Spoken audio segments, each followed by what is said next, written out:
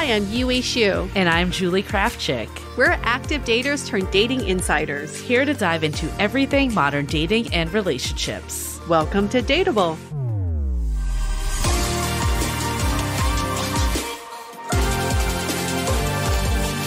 Hello, friends. Welcome back to another episode of Dateable on the off season. And we're going to give you some updates today. In case you're wondering what's going on in our lives that we haven't talked about, we're going to give you all the details, spill the tea today. Love it. It's been a crazy, 6 months? We're at like the 6 month, half year check-in of 2025. I'm just like, this year has just flown by between our book launch, planning a wedding. Yeah. It's just been crazy to me. I was going to say, it's been a crazy year for you. So it you has have a lot going on. It's been a lot. And then just try to figure out what's going on with life type of year also. Yeah. Mm-hmm. Yeah. Isn't it kind of a crazy comparison sometimes that one section of your life is moving in a clear direction, which then highlights all the other parts that aren't clear? Yeah, definitely. Definitely. Yeah, because it's been a year and a half-ish of self-employment. Mm-hmm. And then clearly the book was a huge thing that came at end of January. We've just been doing so many, I've seen you a lot. It feels like we've done a lot of get-togethers in this first half of the year. And yeah, maybe we could start there. I mean, I guess is there any that have stood out to you as really memorable times together, whether it was through our book launch or things we've done here? I think we wrote this book in such a vacuum for years because we were writing the book. That's what happens. And then to have it out in the world and have people react to it is probably the most rewarding part of this whole process. To have people say, this is what I've been wanting. This is what I needed. This is what the world needs. It's so nice to hear those words because we've been thinking this and that was our reason for writing it. But it's nice to have the validation of actual people reading the book. I think for me, I'm just thinking of two events that we did. I mean, all of our events were amazing, but two come to mind. I think just because the energy that was at these events, and all of them had different energy. So I don't want to pick a favorite, but one that comes to mind was the event we did at the Battery, which is a social club in San Francisco for anyone that's unaware. We just had a very packed house, which was nice. And we got to have Talia from Dating Intentionally be the moderator. So it was kind of like a full circle fun moment to meet her in person because we've only been internet friends and we haven't before. And I just feel like there were so many people taking tons of notes at that event and just very engaged. You didn't see anyone dozing off. Everyone was in the zone, really dialed in. And just the amount of questions we got and after the fact there was some mingling, so people were coming up. So I just felt the vibe was very high energy. And everyone was dressed up. Maybe that's some of it. Yeah. I really love that because there's something about a dressed up room that makes you feel like everybody is there to respect your time, right? They didn't just roll out of bed. It just felt like a very elevated event. Yeah. I mean, there's so many that come to mind. The other one that came to mind is the event we did at Neon, which was more of our launch party. And our friend Nikki made us this full-blown cake of the book. And then your friend Billy got us this table at this club for an after party. It just felt very celebratory. And that was fun. Yeah. That was fun in itself. Yeah.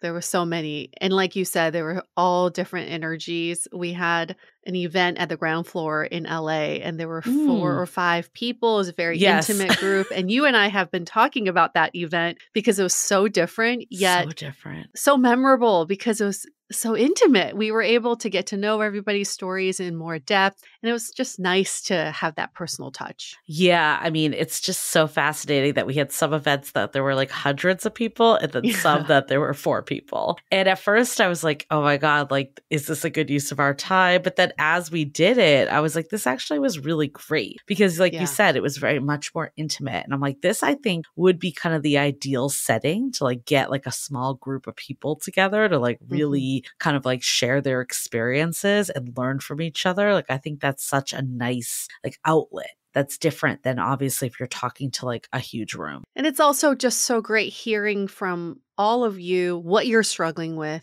what has really helped you in the past, and what is something you're hoping for in the future with modern dating. We've made our predictions. We've definitely heard everything anecdotally, but to hear from you all individually has been really eye-opening too. Yeah, so I'll do a shameless plug. If you haven't got the book yet, of course, pick it up. The audiobooks, like we're really seeing a lot of sales on the audiobook. And, you know, it's no surprise, obviously, if you love listening to the podcast, then it's a clear, you know, obvious next step to do kind of this in audiobook format. So we encourage you to get the audiobook, even if maybe you've already gotten hardcover or Kindle, it's a little bit of a different experience. Mm-hmm. Or if you started at audiobook, we encourage you to get more of the paper copy or digital copy, because then you'll see all the illustrations and the big dateable energy section. So like there is a little bit of a difference between the two, and they are great companions. And you can always gift your current copy to a friend, a neighbor, a relative, someone you think could really hear the message. I've heard of someone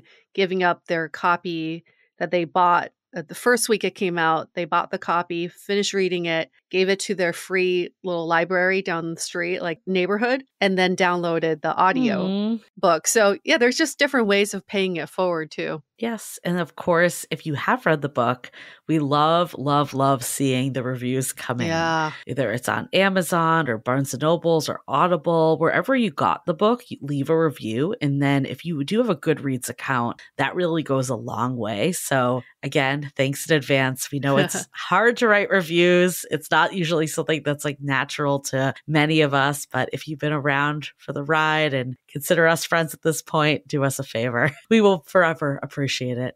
Yes. And I got this really good piece of advice from someone who said, when you write a review, write it to just your best friend. Don't try to write it to the masses. Don't try to write it to the world. What would you say to your best friend that you think would really help them by them reading this book or getting this product or getting this service? So love it. Go. Okay, transitioning now. Yue, last 6 months. What's been going on for you? Okay. Other than the all-consuming book.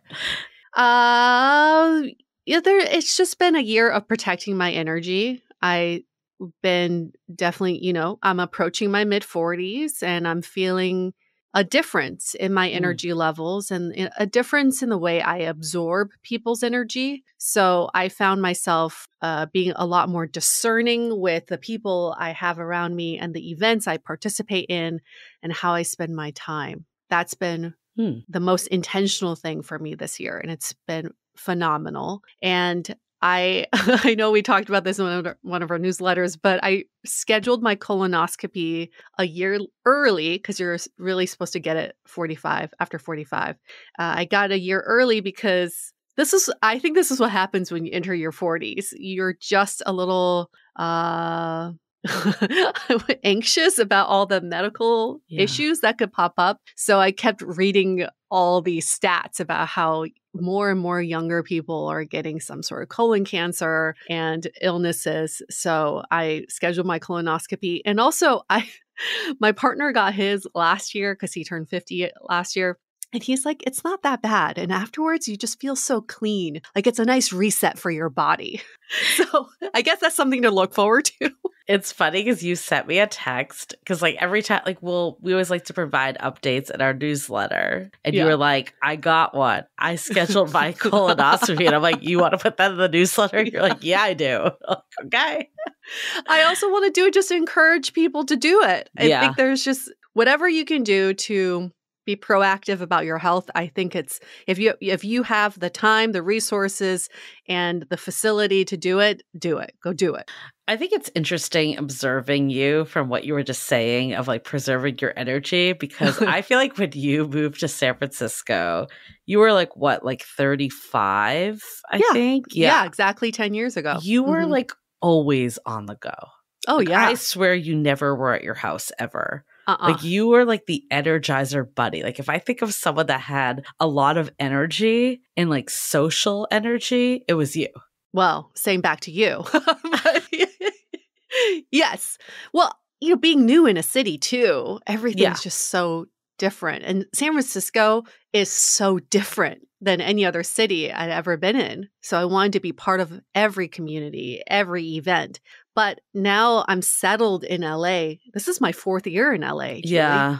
Isn't that wild?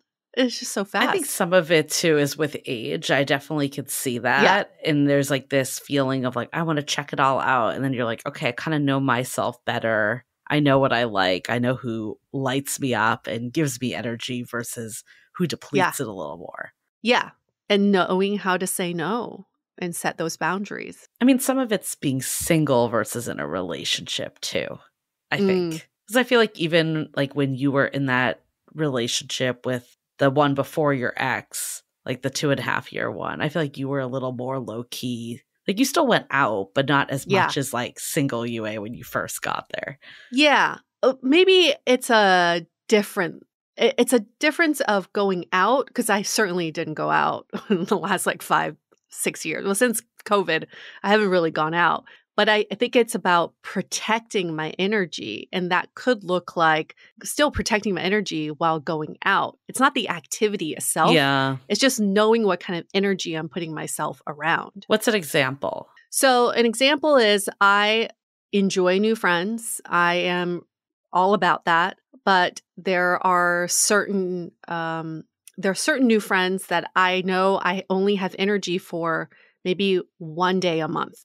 And beyond that, because with new friends, it's a lot of retelling stories. It's a lot of getting to know each other. It's a lot of the introductions.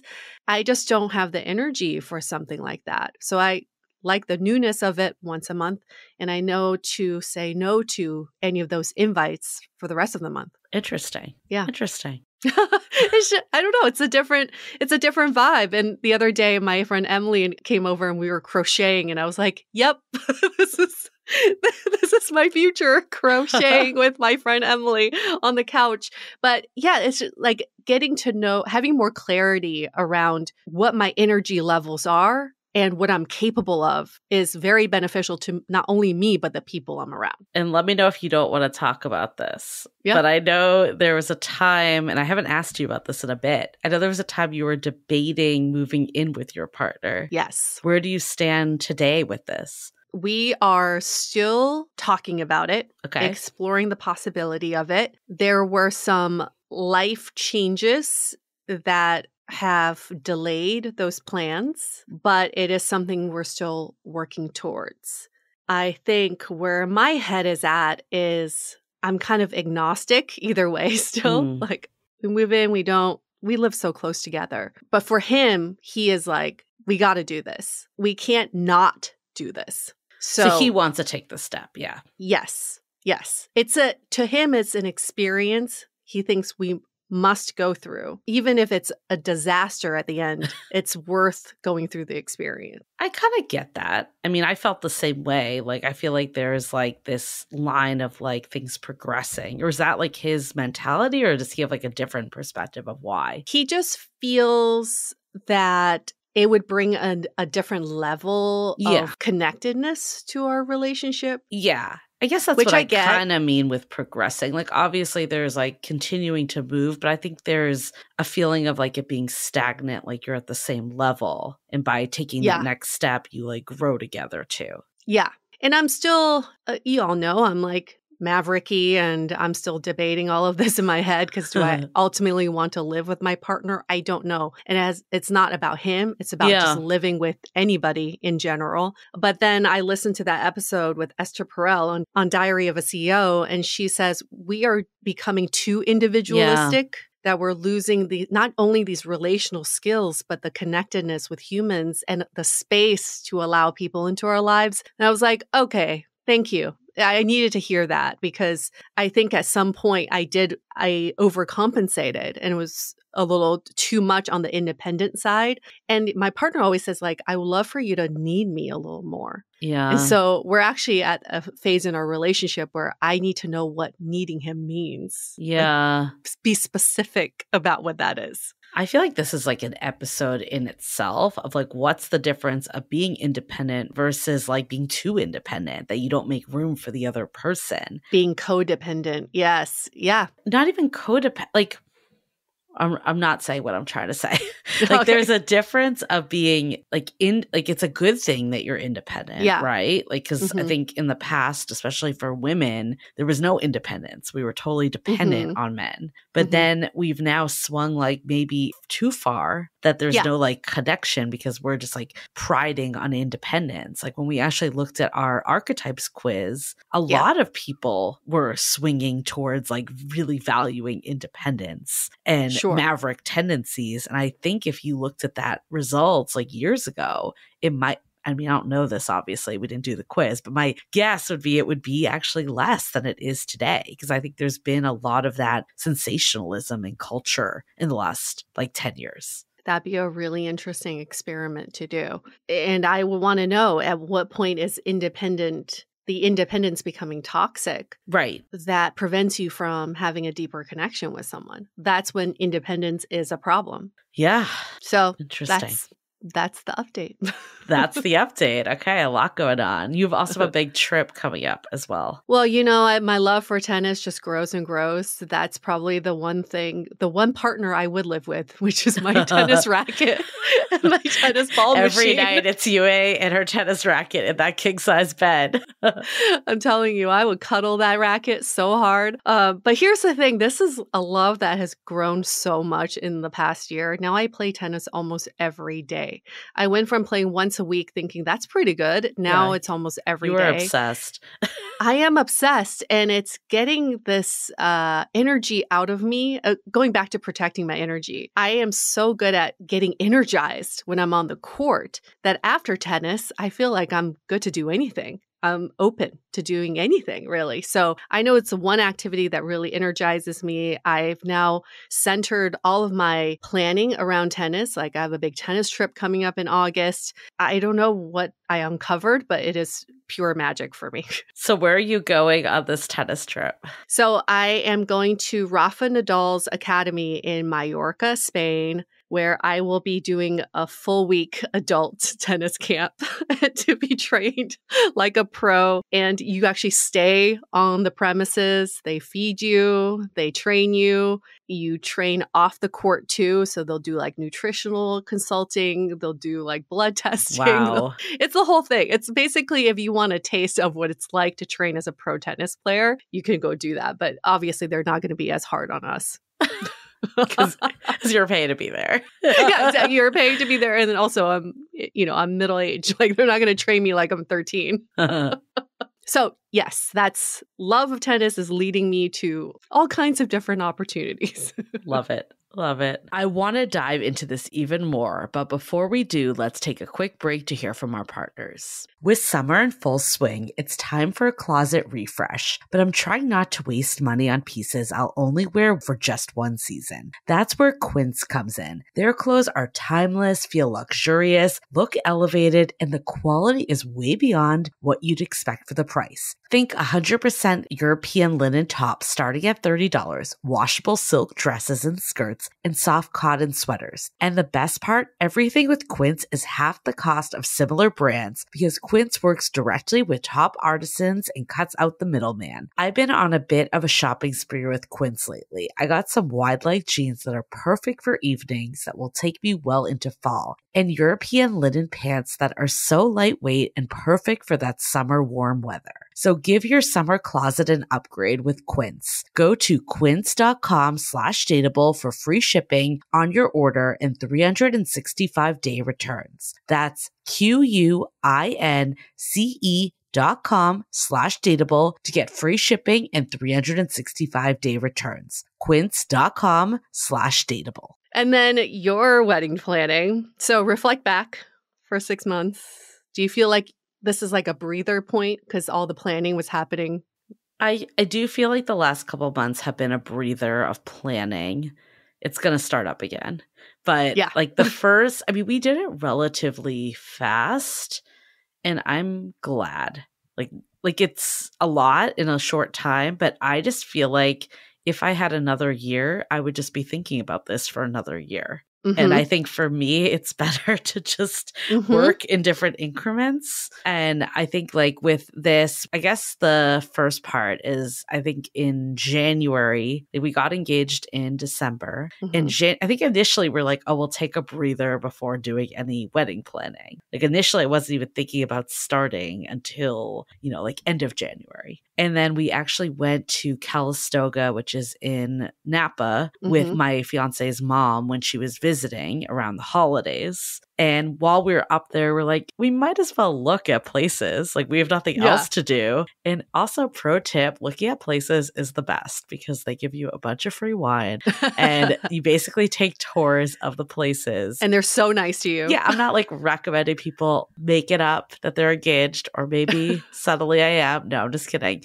But I think like it was really fun. Like, we actually really enjoyed it. And I think when we started doing it, we learned that if we did want to get married this summer or fall, we kind of needed to act quickly Yeah. or there would not be an available spot. Yeah. So learning this kind of went into overdrive in that first month. Mhm. And, we actually realized we only did it for like 4 weekends. We actually quickly realized that we didn't want a city wedding, Mhm. like very fast. Like, we didn't actually even tour any like city venues. We toured a couple in the Presidio of San Francisco. For anyone that's familiar, it's more like outdoorsy. Yeah, more nature. More nature. So we were already like drawn to that side of San Francisco. And then at that point, we're like, if we're going to like commit to like half nature, we might as well just go all Like out a to full. nature. Yeah. Yeah. Because that's like ultimately what we wanted. We both love being in nature, and that was what we wanted.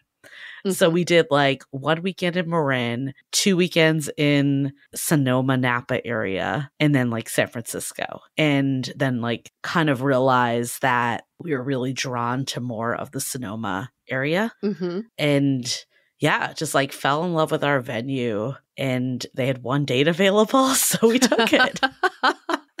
It's almost better that they only had one option, right? Yeah. Yeah. I mean, we were a little like, oh, should we do this over a long weekend? And then actually, like, my fiance asked his friend, like, I think I reached out to you, UA, of like, Yeah. when, like, just to get a gut of people's availability, like, before we booked anything. And like, one of his best friends, it turned out he forgot, like, my fiance officiated her wedding, but she got married that weekend. Labor Day is when we're getting married. So she's like, what's cool about it is your anniversary is always on a long weekend. Yeah. So like if you want to go away and stuff. That is cool. Yeah. I think like ultimately it was a good date. There were a couple people that had like pre-existing travel plans, but I think the reality is like that's going to happen any date. Yep. So I don't think we like lost people because of the date. It was more of just like we would have lost people anyways, regardless. So yeah, I think we're just kind of like finalizing the numbers now and gonna kick it back. But like, yeah, I think the venue we chose was pretty easy in the sense that they gave us lists of like, DJs to go with, caterers to go with. They like got it florists. They're a well-oiled machine. So I'm really like excited about this place. And it's just beautiful. Like it overlooks wineries. They have redwood trees. Like it's just gorgeous. I think exactly what we wanted. So yeah, UA was able to come with me on a tasting of food, and the caterer is what we wanted. They were their head chef. I mean, it's not who's going to be like cooking, but the head chef was like a James Beard nominee. So we're like, this is what we're looking for. Yeah, the true testament of someone's food is their vegetarian dish good? And I was like in love with their vegetarian dish. So that said a lot. There were 2 options of food, and like the first one was good. It wasn't bad, but it just like wasn't really what I was envisioning. Yeah. And then when we had the second one that you came to, I was like, yeah, this is what I was envisioning. Yeah. So it was perfect. So the wedding planning is pretty much buttoned up. Yeah. I mean, I think it's just like details at this point. Yeah. Mm-hmm. A lot of details. I know we talked about this in a previous episode because you and I share the same TikTok account. So I know exactly what Julie's going through just based on what's served to me when I open TikTok. And for months, it was like wedding planning, things I hate at weddings or things I love at weddings, And now it's just, all I see are puppies.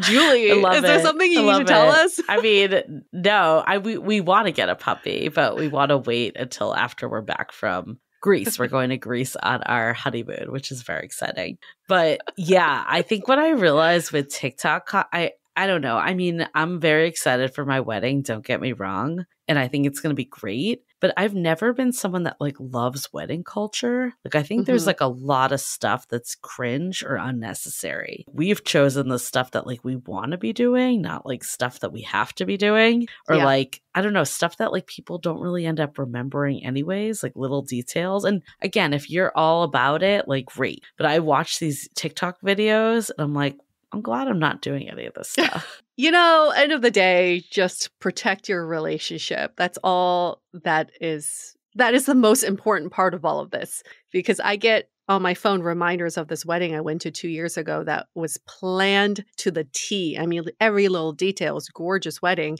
and they ended up getting divorced like less than a year later. So much rather you spend all that energy on your relationship than the little details of a wedding. Yeah, I mean, I guess it's just like for me, I'm like, it needs good food, it needs good energy, like DJ and all that. And we wanted to do a guitarist. My fiance really wanted a guitarist because he Mhm. loves live music. And I think that will bring like a good element that not everyone does. Yeah. And obviously have drinks. And like ultimately, that's what everyone just wants. And a good ceremony. Like clearly, that's important. Okay. So then, Bachelorette, do you feel recovered from that Oh my weekend? God. The Bachelorette was amazing. I feel like we did a recap in this episode that we aired recently about marriage. So it kind of went hand in hand. It was what you need to know about marriage before you even get married with Mhm. Casey and Megan, a couple from Marriage 365. So Yep. we really feel strongly like even if you're super single, it's still useful to listen to the episode. But if you're like, Yes. marriage is the furthest thing on my mind, you can at least listen to the intro if you're curious on the Bachelorette details. But it was such a fun Bachelorette. I'm still like, just like, I don't know, I finally got a chance to like put some photos on Instagram of it. Yeah. Just been like delayed with travel and stuff. And I'm just like, oh my God, that was such a great weekend. I just loved every second of it. And I could not ask for like better friends that organized it. I know you were part of the organizing crew, and just I'm so grateful for like everyone's effort in it and for everyone that came. We had 18 girls at one point, and Mhm. I think everyone got along super well. And yeah, it was such a fun time. Any major learnings from the first 6 months of this year? Takeaways, Um, surprises? I mean, people ask a lot, like, are you stressed about it? And Mhm. I feel like no. And the answer, like, so, okay, I shouldn't say no. There have been moments for sure.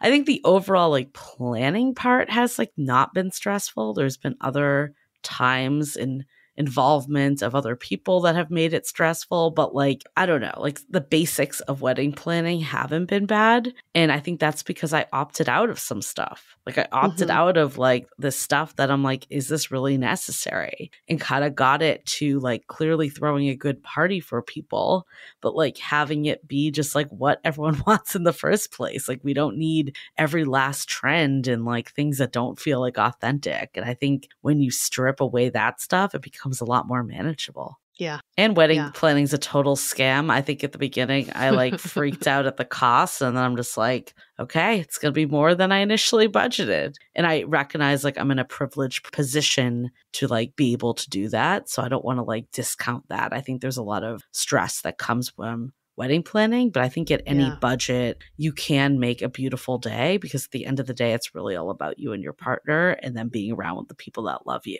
And I think remembering that has kept me sane during this, because I'm like, I don't really need, I don't know, this little like, I don't even know what there's like champagne tower or like tiramisu towers I've seen on like TikTok. And I'm like, does anyone really need this? No, you know? An ice luge. Yeah. I think it's a cool idea, don't get me wrong, but I've seen like the live painters that like paint Oh, as you're there. I mean, I'm yeah. not saying like this stuff isn't cool, but like I'm also like, do I really need it? Content creators are like a big thing at weddings now. Yeah. I don't know. I see the merit of it, but I'm also like good just like enjoying the day. I don't need like people like in my face taking like videos and reels and shit. So teach their Ultimately, own. it's your day. Yeah, Yeah. it's your day. You got to do what you want to do, and not Right. be not not try to conform to what other people are doing. Yeah. And I'm not making anyone do cheesy dances.